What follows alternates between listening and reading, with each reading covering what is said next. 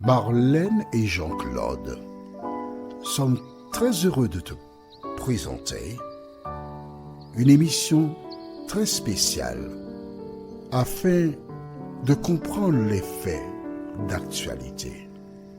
Merci pour ta fidélité. Merci pour ta fidélité à la parole de l'Éternel des armées. Aujourd'hui, notre thème est « Symbole des serpents ». Avant de l'aborder, dans Jean 3, versets 14 à 21, Jean 3, versets 14 à 21, prions. Notre Seigneur et notre Dieu, merci pour le bonheur de te connaître. Merci pour ta présence dans nos vies.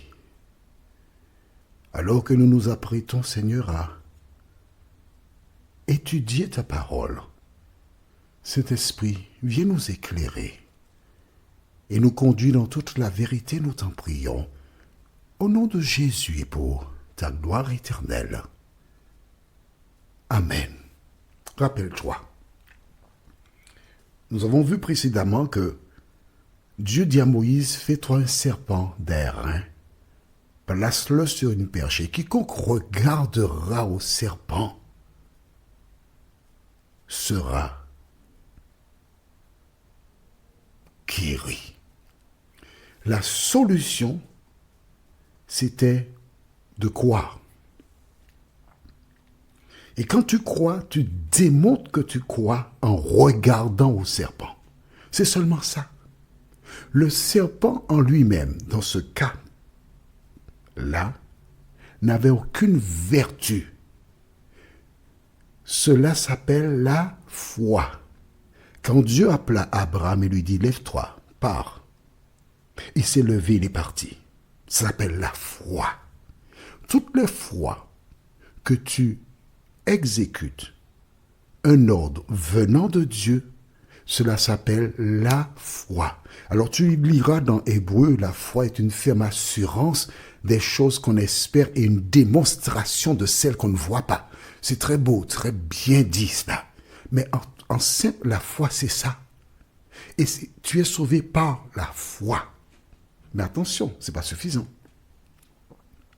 Regarder un serpent donner la vie, mais ce n'est pas suffisant. Alors, aujourd'hui, nous allons directement dans le livre de Jean, l'évangile selon Saint Jean, chapitre 3. Matthieu, Marc, Luc, Jean, 4e livre du Nouveau Testament. Jean 3, et nous lisons les versets 14 à 21. Attention, ça va dégager. Aujourd'hui, tu vas découvrir toujours la vérité, forcément, puisque notre thème, c'est connaître la vérité. Mais tu verras que l'enseignement que proposent beaucoup d'églises est totalement erroné. Je répète, je ne fais la guerre à aucune église. Je ne représente aucune église. Je représente seulement l'Éternel des armées et je te présente la vérité. C'est tout. Pourquoi je dis ça? Attends, reste gentil, lâche tes cheveux, assieds-toi confortablement et lisons ensemble et tu seras d'accord avec moi. D'accord? Bien. On va donc dans Jean chapitre 3 à partir du verset 14.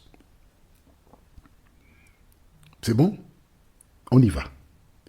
Et comme Moïse éleva le serpent dans le désert, il faut de même que le Fils de l'homme soit élevé afin que quiconque croit en lui ne périsse point, mais qu'il ait la vie éternelle. Tu vois, on fait allusion ici au serpent de Nombre chapitre 21. La différence, c'était quiconque regarde au serpent, le mouvement de la foi, mais le serpent n'avait aucune valeur pour sauver. En revanche, Jésus, lui, il n'est pas le serpent, il est l'agneau de Dieu qui ôte les péchés du monde. C'est ça la différence. Mais le système, le symbole de perche, serpent, c'était l'idée.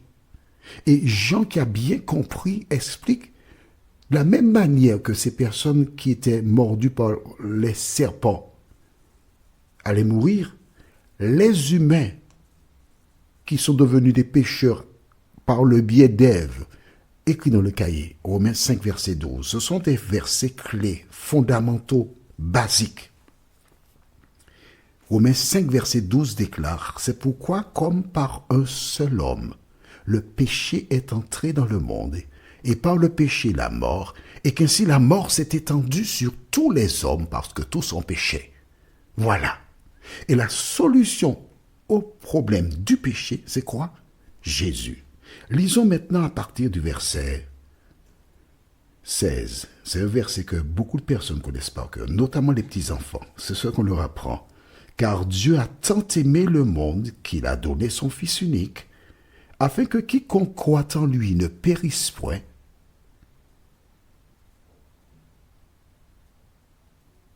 mais qu'il ait la vie éternelle.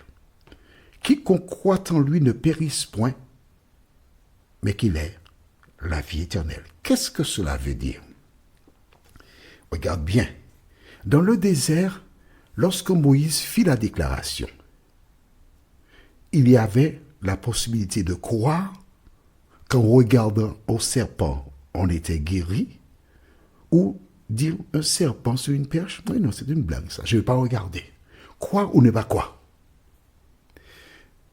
Le salut pour ceux qui furent guéris, c'est d'abord parce qu'ils ont cru.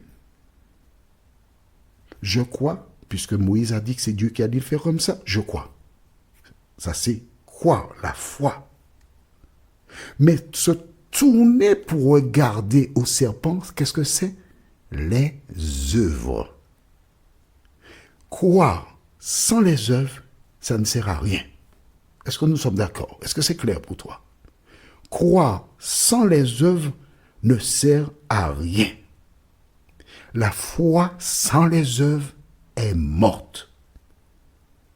Donc, quand il est dit, car Dieu a tant aimé le monde qu'il a donné son Fils unique, afin que quiconque croit en lui, ça veut dire je crois que Jésus est le sauveur du monde, mais je dois harmoniser ma vie à la parole de Jésus. Est-ce que c'est clair pour toi? Bien, on continue. Verset 17.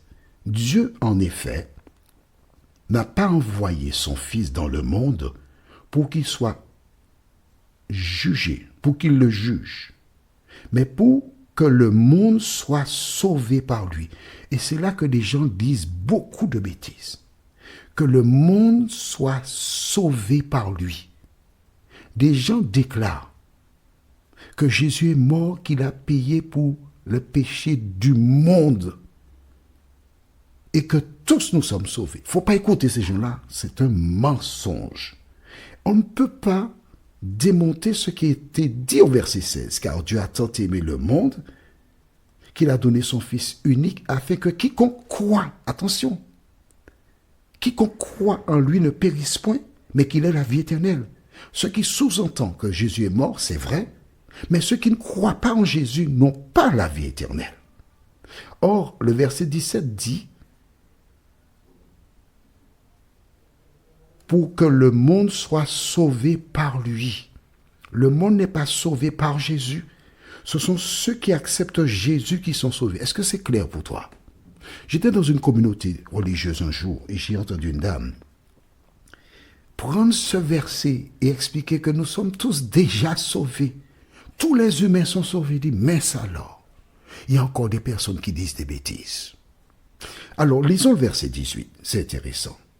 Celui qui croit en lui n'est point jugé. Alors, bien sûr, celui qui croit en lui n'est point jugé. C'est-à-dire que tu crois, mais ta vie est en harmonie avec Jésus aussi. D'accord? Il n'est point jugé. Mais celui qui ne croit pas est déjà jugé. Ah, voilà. Il est déjà jugé. Quand tu ne crois pas, tu es déjà jugé. Je vais expliquer ça dans un instant. D'accord? Parce qu'il n'a pas cru au nom du Fils unique de Dieu.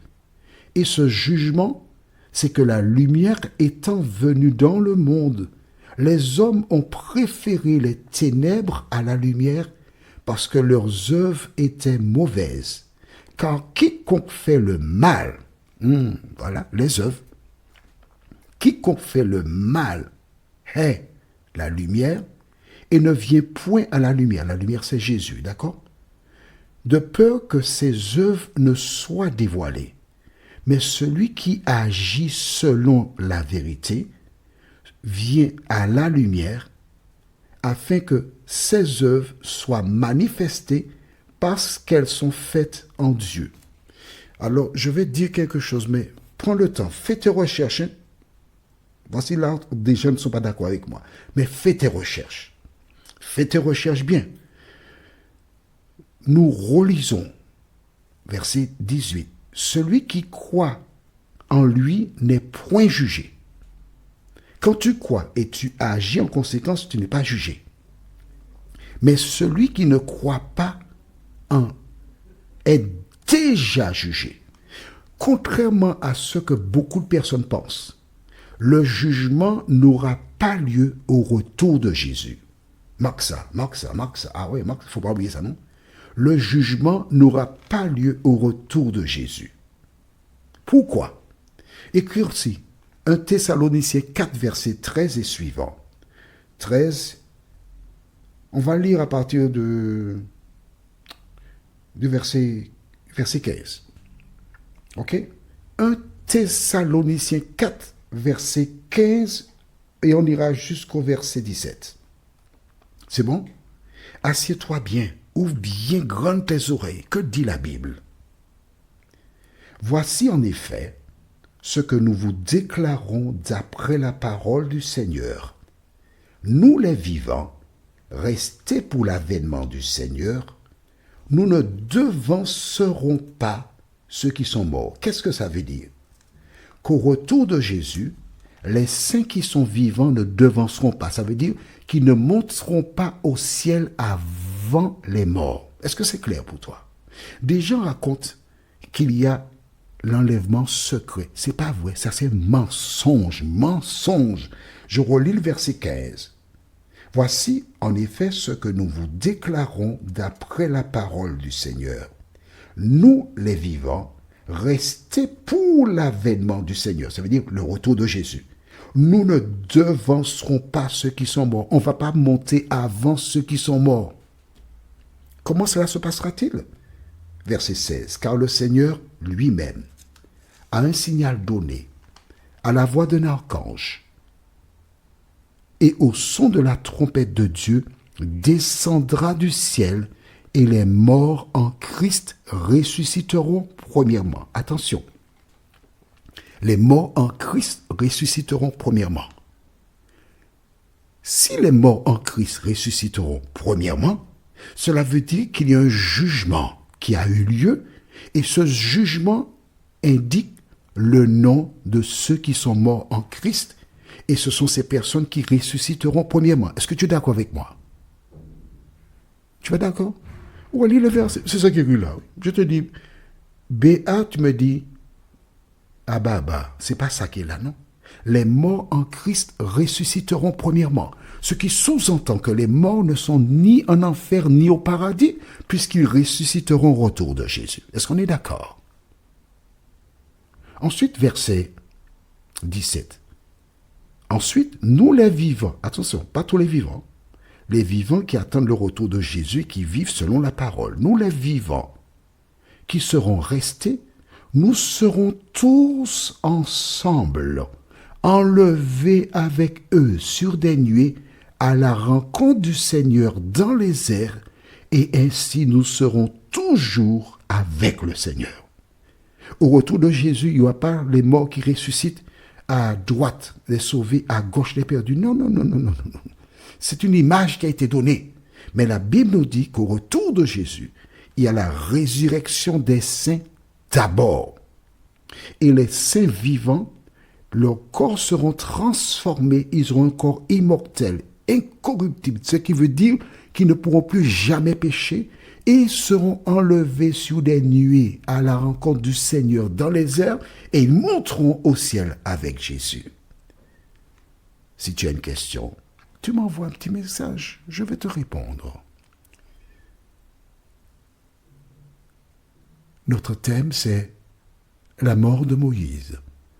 Et nous irons dans Deutéronome 32, versets 48 à 52. Deutéronome 32, versets 48 à 52. La mort de Moïse. Prions. Merci notre Seigneur et notre Dieu pour la parole. Merci parce que nous comprenons maintenant la vérité. Cet esprit, merci d'avoir éclairé celles et ceux qui la cherchaient. Et continue de nous instruire. Ces grâces, nous les réclamons au nom de Jésus et pour ta gloire éternelle. Amen. Que l'Éternel continue de te bénir et il me tarde de te retrouver. Nous sommes parvenus au terme de notre réflexion. Si d'aventure tu as une question, il te suffit d'envoyer un message par le biais de WhatsApp au numéro suivant, plus 596 696 88 93 93.